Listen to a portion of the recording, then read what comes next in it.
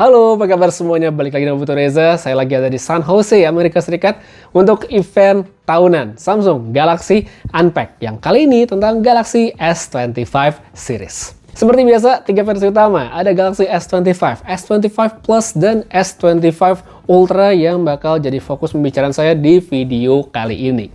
Tapi sebelum lanjut tentang yang Ultra, saya akan bahas sedikit tentang S25 dan S25 Plus sedikit. Jadi seperti biasa, ini akan menjadi varian yang lebih compact dan juga lebih affordable, lebih terjangkau dibandingkan yang versi Ultra. Untuk dari segi desain, ya seperti biasa dia masih mirip dengan versi yang tahun lalu, sudutnya melengkung, pinggirannya flat. Habis itu untuk pilihan warna juga masih banyak, tapi yang menarik perhatian saya di acara showcase tadi, itu adalah yang coral red. Nah, ini adalah salah satu dari varian warna online eksklusif ya Galaxy S25 dan S25 Plus tahun ini. Kemudian untuk bagian specs layar, di sini sebenarnya tidak ada perubahan dibandingkan yang versi tahun lalu. Ukurannya masih sama, yaitu 6,2 dan 6,7 inch. Panelnya masih Dynamic AMOLED 2X, 120Hz, dan segala macam yang mana sebenarnya masih panel yang oke sekali untuk sebuah smartphone flagship. Kemudian di bagian specs hardware, nah di sini ada berita bagus karena Snapdragon 8 Elite akan mentenagai Samsung Galaxy S25 series dari yang base model sampai yang Ultra. Terus untuk RAM juga sama, jadi 12 GB semua, yang mana ini udah oke banget. Jadi kita bisa lihat dengan performa chipset yang dituning khas Samsung, ditambah dengan software yang optimize ya pastinya. Ini dari segi performa pasti udah oke banget. Nggak cuma untuk pemakaian harian, tapi juga untuk pemrosesan AI-nya. Nah untuk AI, seperti biasa ini masih akan menjadi highlight dari Galaxy S25 series tahun ini, tidak terkecuali untuk yang Ultra. Jadi untuk ngomongin itu mungkin sekali aja kita bahas tentang Galaxy S25 Ultra-nya. Nah, ini dia. Galaxy S25 Ultra dengan desainnya yang baru ya. Jadi kalau secara tampilan dia udah nggak kotak kaku seperti Note series ya. Jadi kalau dibandingkan dengan S24 Ultra itu perbedaannya lumayan kelihatan. Pas tadi pegang di acara coba-cobain, saya harus akui kalau yang baru memang terasa sedikit lebih nyaman, pasti pegang lebih kayak enak gitu. Tapi kalau dari segi visual sebenarnya saya masih lebih prefer dengan versi sebelumnya. Tapi balik lagi, namanya juga preferensi ya, beda-beda setiap orang. Dan ngomongin preferensi tentu kita juga harus ngebahas tentang warna, dan S25 Ultra di sini juga cukup banyak ya pilihan. Untuk yang saya pegang sekarang ini adalah dua warna eksklusif online, yaitu Titanium Jet Black dan Titanium Pink Gold. Ya, ini warna online eksklusif aja. Sedangkan untuk warna reguler itu ada Titanium Black, ada Titanium White Silver, ada Titanium Blue, dan juga Titanium Grey. Jadi pilihan warnanya itu banyak banget. Terus kita lanjut lagi ke bagian layar. Nah di sini secara specs emang tidak ada perbedaan yang berarti dibandingkan versi tahun sebelumnya, dibandingkan S24 Ultra. Tapi tetap Samsung Galaxy S25 Ultra kelihatan lebih keren dengan bezel yang lebih tipis, kayak cakep, premium banget gitu.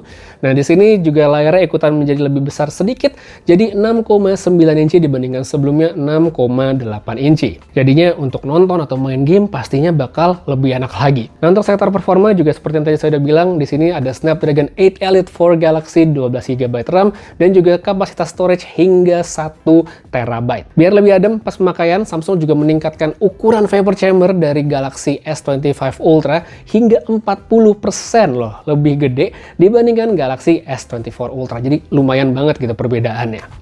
Untuk S25 yang biasa sama S25 Plus itu juga ada peningkatan ukuran vapor chamber sampai 15%. Cuma tadi di acara yang ditunjukin ada teardown-nya itu cuma yang versi Ultra aja. Tapi ada peningkatan aja, ini sebenarnya udah hal yang bagus banget. Lanjut ke bagian baterai, Samsung yang Ultra masih setia dengan kapasitas 5000 mAh dengan charging 45 watt yang udah nggak berubah ya sejak beberapa tahun ke belakang. Saya tahu mungkin sebagai orang masih ada yang menganggap bahwa 5000 mAh ya cukup gitu untuk pemakaian harian. 45 watt juga nggak lama-lama amat untuk ngecas, tapi untuk standar 2025 atau mungkin tahun-tahun ke depan, kalau bisa ditambah, menurut saya sih bakal lebih keren lagi nih Samsung ya. Tapi untuk sekarang masih segitu dulu. Next, kita masuk ke bagian software. Nah ini dia nih yang ditunggu-tunggu sama banyak user Samsung, nggak lain nggak bukan One UI 7, One UI terbaru. Galaxy S25 series ini akan menjadi seri smartphone Samsung pertama yang mendapatkan update untuk One UI versi ke-7. Nah di sini perubahannya kita udah bisa lihat lumayan banyak dari segi tampilan icon, dia berubah, dari notification panel dia berubah. Ya pokoknya dari segi looks itu ada beberapa bagian yang di-redesign sama Samsung. Di bagian lock screen, nah di bawah ini kita bisa lihat ada yang namanya Now Bar. Nah ini akan menunjukkan berbagai macam aktivitas ketika kita menggunakan smartphone-nya.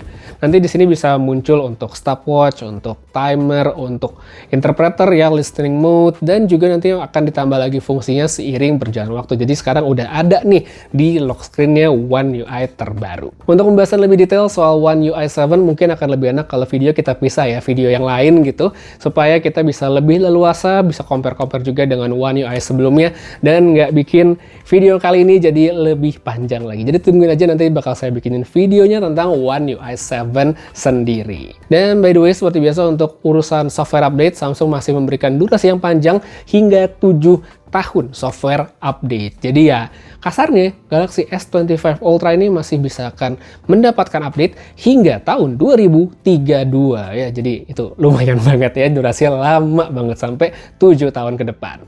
Satu lagi, sekarang langsung aja kita masuk ke bagian yang udah ditunggu-tunggu banyak orang, nggak lain nggak bukan kameranya dari Galaxy S25 series, khususnya yang Ultra. Di edisi kali ini, Samsung masih setia dengan 4 kamera yang familiar. Lensa utamanya masih 200 megapiksel, terus ada telefoto masing-masing 10 megapiksel dan 50 megapiksel. Nah, yang baru dan meningkat juga ini adalah lensa ultrawide yang sekarang naik ke 50 megapiksel. Dari segi tampilan UI aplikasi kamera ini udah cukup beda dan berubah. Sekarang tombol-tombol kontrol kamera itu pindah ke bagian bawah yang mana bikin navigasi, geser-geser pakai satu tangan pasti jadi lebih gampang. Terus untuk fitur filter sekarang juga udah dikasih slider yang mana lebih detail. Jadi kita nggak cuma untuk mengatur intensitas filter, tapi juga temperatur, kontras, dan lain sebagainya. Mode-mode foto lainnya sih masih terlihat familiar ya, langsung aja seperti yang bisa kita lihat sekarang. Habis itu lanjut ke bagian video. Nah ini nih satu bagian yang saya suka banget dari Galaxy S25 series, karena akhirnya Samsung memberikan mode lock. Akhirnya ya, ini sangat membantu banget untuk proses color grading ya. Dengan smartphone kita mengambil file RAW ya untuk color grading, post processing ini akan sangat ngebantu. Untuk banyak orang saya yakin memang ini adalah fitur yang niche ya, tidak akan ya, mayoritas orang yang beli Galaxy S25 Ultra pun saya yakin tidak akan menggunakan fitur ini. Tapi bagi mereka yang kalau pakai kamera suka ngerekam dengan lock, tentunya fitur ini akan sangat amat welcome, sangat amat ngebantu gitu. Selain itu saya juga appreciate banget sama Samsung karena yang bisa lock itu nggak cuma Galaxy S25 Ultra, melainkan semua Galaxy S25 series itu bisa merekam dengan format lock ya. Paling dengan sedikit perbedaan lensa dan resolusi aja, tapi semuanya bisa, itu oke banget. Untuk resolusi maksimal sendiri, format lock di S25 Ultra bisa sampai 8K 30 fps, tapi yang mungkin lebih kepake saya itu adalah di 4K 30 dan 60 fps aja.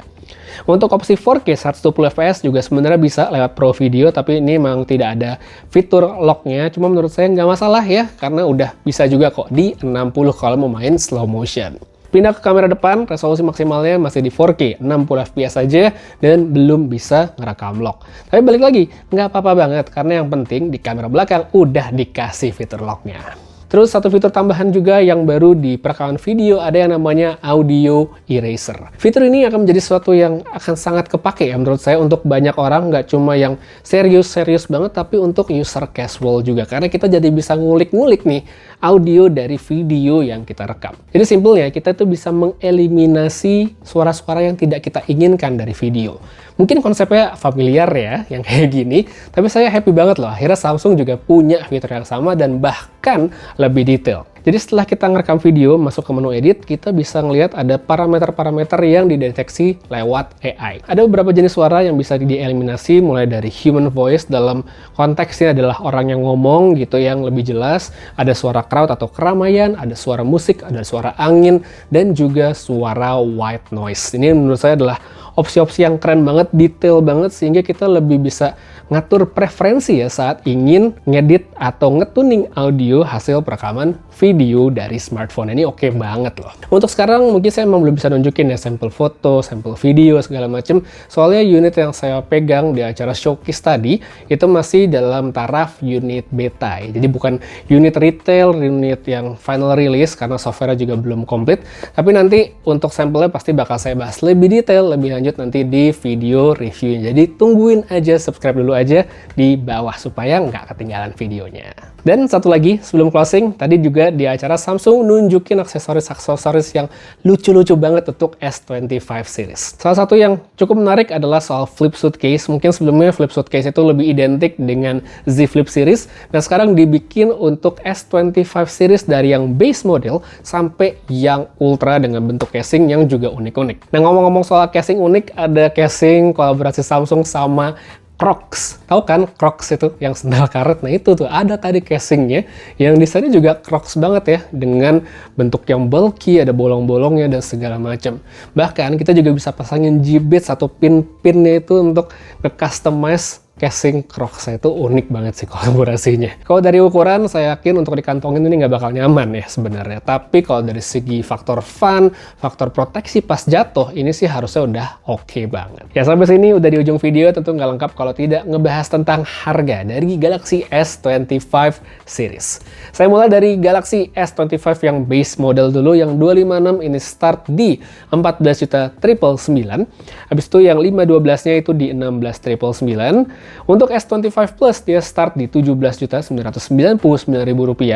Terus ada juga yang versi 512 ya, beda 2 juta. Lalu untuk Galaxy S25 Ultra dia start di Rp20.999.000 sampai dengan Rp28.999.000 untuk versi yang 1 TB. Pre-ordernya saat ini video tayang udah bisa dilakukan gitu dan bakal bertahan hingga tanggal 13 Februari 2025. Promonya yang menarik tuh ada double up storage, jadi misalnya kita beli 256 dapetnya 512, beli 512 dapetnya 1 TB, dimana oke banget. Sayang banget kalau dilewatin. Terus ada cashback bank sampai 1,5 juta, ada trade-in dan juga paket data SIM Telkomsel nilai Rp900.000. Jadi kalau misalnya kalian udah suka gitu, udah pingin, langsung pre-order aja selama masih ada barangnya. So, ya itu dia untuk hands-on dan first impression Galaxy S25 series langsung dari San Jose di Amerika Serikat. Dari seri-seri yang udah rilis, mana yang menurut kalian paling menarik, mana yang paling kamu suka gitu fiturnya, coba tulis aja di kolom komentar. Dan kalau ada request untuk di review kita ngebahas apa, juga bisa langsung tulis sekalian aja. Putra pamit, sampai ketemu lagi di video berikutnya. Dan seperti biasa, have a nice day.